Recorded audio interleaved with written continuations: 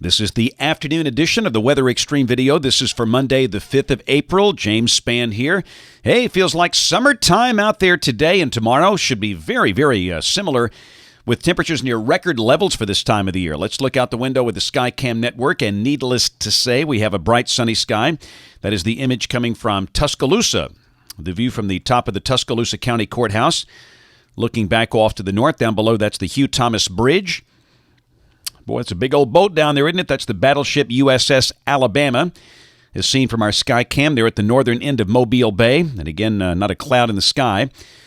And about halfway between those two places, we've got Demopolis. Pretty much the same deal. That's the Tombigbee River on a bright, sunny, very warm April afternoon.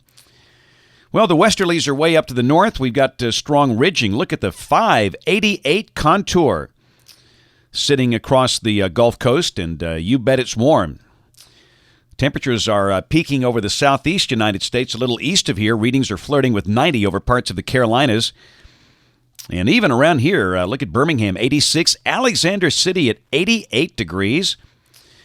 Checking the numbers, the record high today for Birmingham, 88. Set back in 1967. Same thing tomorrow, 88, 1967. I think officially we'll fall just short of that, but barely. The average high today is 72, so we're easily beating that.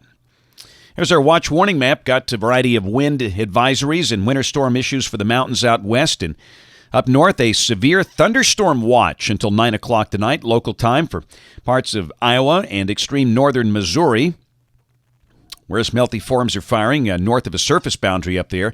There's the overall severe weather risk for the rest of today and tonight. At your standard slight risk through a pretty good chunk of the Midwest. That includes Chicago, St. Louis, Des Moines, Omaha, Nebraska. Tomorrow, a couple of risk areas. One over Pennsylvania and New York, and another one from Milwaukee and Chicago down to Lake Texoma. That one includes Oklahoma City and Kansas City. And Wednesday, day 3, the risk moves to the east, running from near Alexandria, Louisiana, up to Indianapolis, Indiana, and that includes Memphis, Little Rock, Jackson, Greenville, Mississippi.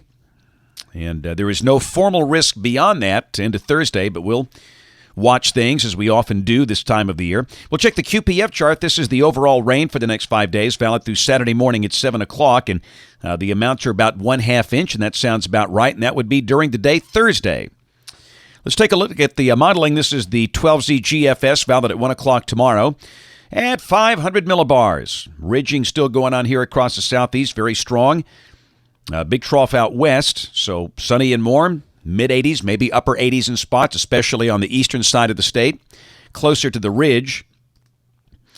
Wednesday, the whole pattern is slowly progressing along. The trough is a little closer. The ridge is being beat down, so Wednesday highs will likely drop into the 70s with clouds gradually increasing. There's the surface chart at 1 o'clock Wednesday.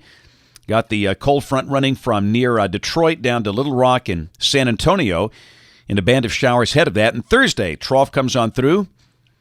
Surface boundary passing along Interstate 65 at midday, with the storms exiting the state, pushing off into Georgia. So I think the timing still looks about right. The main 12-hour window for storms, 2 a.m. until 2 p.m. Thursday.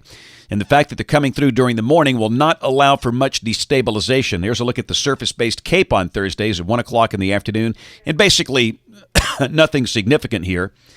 And at that point, the better helicities are shifting off to the east.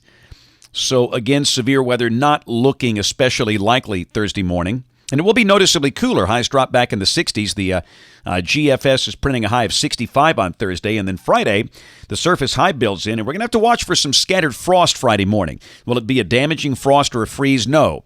The GFS is printing 42 for Birmingham, but we all know that the colder valleys will typically go down 6-7 degrees. So the colder pockets will likely see mid-30s with some scattered frost possibility. Maybe a freeze for the extremely cold spots, but I think most spots will stay above freezing. And we warm up Friday afternoon in the 70s. Saturday looks like a beautiful day as we kick off the next weekend, sunny with a high in the 70s. Same thing on Sunday. And Monday, a week from today, We stayed dry, but we note the moisture return to the west in advance of the new storm. Tuesday the 13th, the shortwave lifting really north and west of here, and the rain on Tuesday of next week stays west. And then finally Wednesday, the front kind of eases in here and dissipates, and with the lack of upper air support, again, the chance of a big severe weather problem looking low. This has been a very, very benign severe weather season so far. Into the forecast, or out there toward the end of the forecast, April 20th, that's a strong-looking trough over the nation's heartland. Pretty good cold front coming down this way. And on the 21st, the trough digs south, and that would suggest a cold frontal passage and a change to colder air. But remember, we rarely ever have a freeze beyond April 21st. The latest on record is April 23rd, so it's possible, but I'd say very, very unlikely out there. But as always, we'll watch it. That's it for the Weather Xtreme video today. We will have notes on the blog, the next video here by 7 o'clock tomorrow morning. And if you're local to us, we invite you to watch us on television this evening, ABC 3340 in Birmingham at 5, 6, and 10. Thanks for watching. Have a great evening, and God bless.